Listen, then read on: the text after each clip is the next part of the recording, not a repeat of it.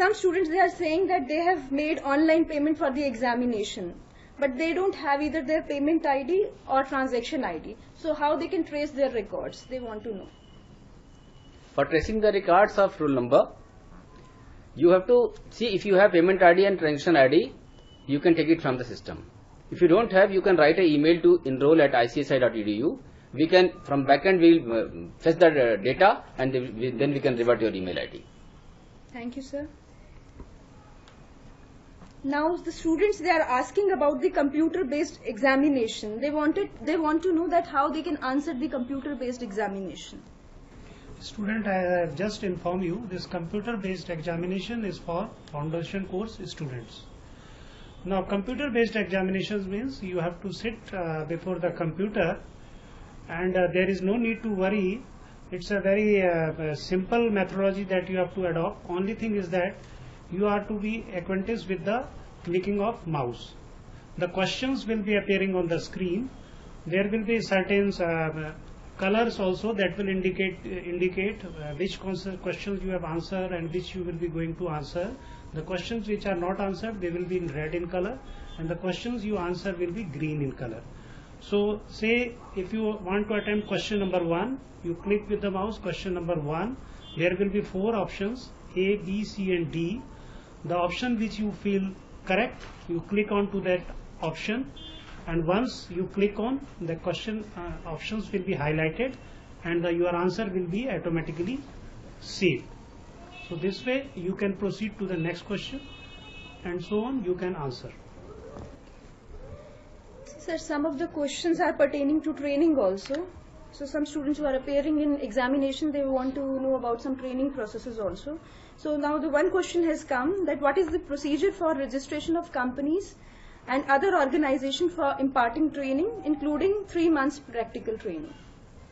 Student, I would like to clarify that before you proceed for the training, you must check whether the company where you are going to join the training, it is registered with the institute or not. Generally, students commit the mistake. Without verifying the fact whether the company is registered with the institute for imparting the training to CS students, they join the company. And later on, when the records will come to the notice of our institute, there will be problem. So what I will suggest, before you start the training, you must check that the company is registered with the institute for imparting training to CS student. If the company is not registered, then you should request the company to first get it registered. For getting it registered, the simple procedure is that company will apply to institute on its letterhead, mentioning a brief about the company's business profile, infrastructure available, how much trainees they can accommodate, and they should that letter should be signed by authorized signatory, and along with that the company will submit a balance sheet, copy of balance sheet, latest audited available balance sheet. The basic rider is that the company having minimum paid up share capital of 50 lakhs or more, only they are registered to impart the training to CS student. So first you have to find out such company, approach to the company, request the company to apply to institute for registration. Once the registration is granted, once the letter will come to us along with the balance sheet, we will scrutinize and we will register the company. The list of the name of the company will come in the list of the registered companies, and after that the students are welcome to join the company. Thank you, sir. Now this is regarding academics only. Which provisions of the Companies Act 2013 are applicable for December 2014 examination? As I have just clarified few minutes before, all the provisions which have been notified are applicable, and all the details are available on our website at icsi.edu under the head academic corner. All the sections of 13 which are applicable, they have been enlisted, and the corresponding sections of 56 are also enlisted there. So you can kindly go through there, and we have circulated this information through bulk mails also, as well as we have included this information, detailed one, in our student company secretary and foundation course bulletin also. Thank you, ma'am, for again throwing light on this.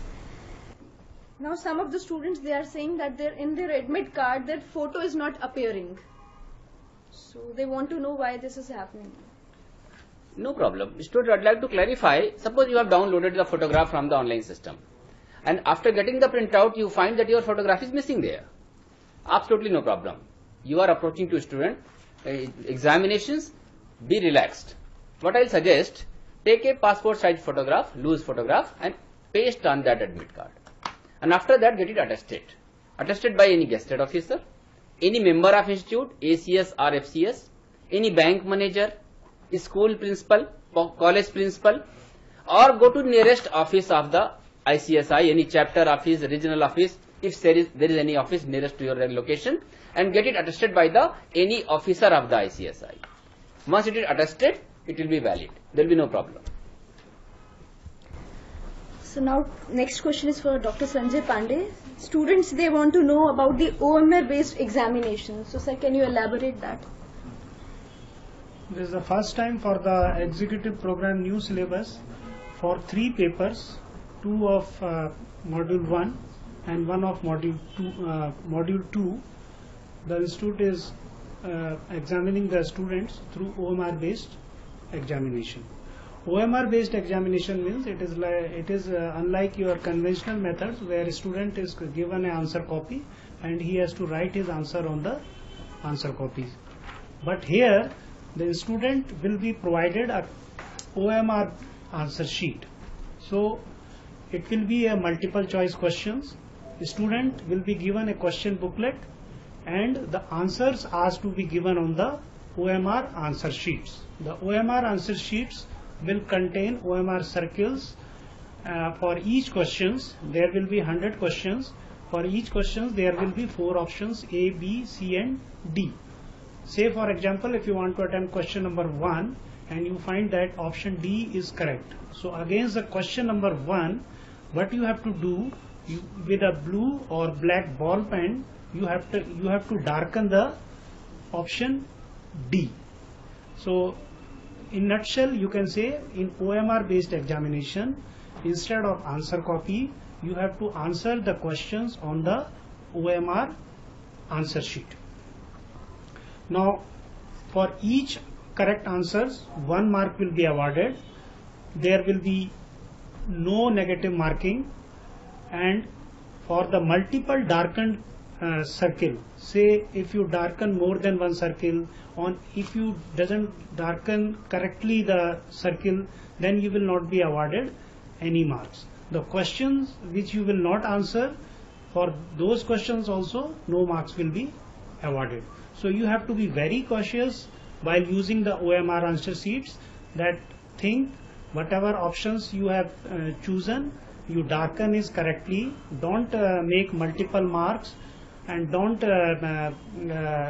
make wrong marking. You have to darken the circle only correctly, and this way the machine will read your answers and the answer sheet will be examined. I hope this will clarify regarding the OMR based examination. Thank you, sir, for elaborating the same in such a great manner. So before coming to next question, I would like to inform the students that admit card of executive and professional stage is yet to be published. So now the next question. What is the procedure of registration of a company secretary in practice for imparting training with the institute? Friends, I'd like to clarify. The students who are planning to start the training, they have 2 options. Either they can go for the training under any company which is registered with the institute, or they can go under the training with a company secretary in practice. If a student is undergoing training under a company secretary in practice, we call it apprenticeship training.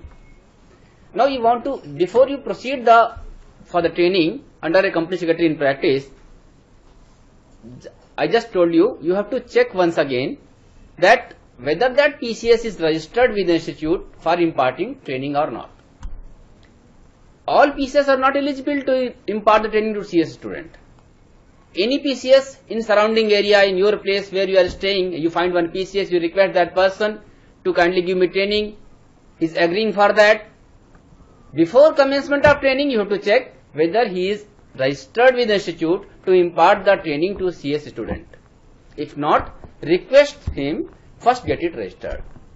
How? There is a prescribed form for that. that PCS will apply in that prescribed form to institute for registration. And along with, on the basis of that form, institute will register the PCS in the list of impaneled PCS who are authorized to conduct the training of the CS student. And after that, getting that code number, after that the name is listed in the authorized PCS, then only he or she is eligible to take the trainees. So first get it registered, and after that you can commence the training. Thank you, sir.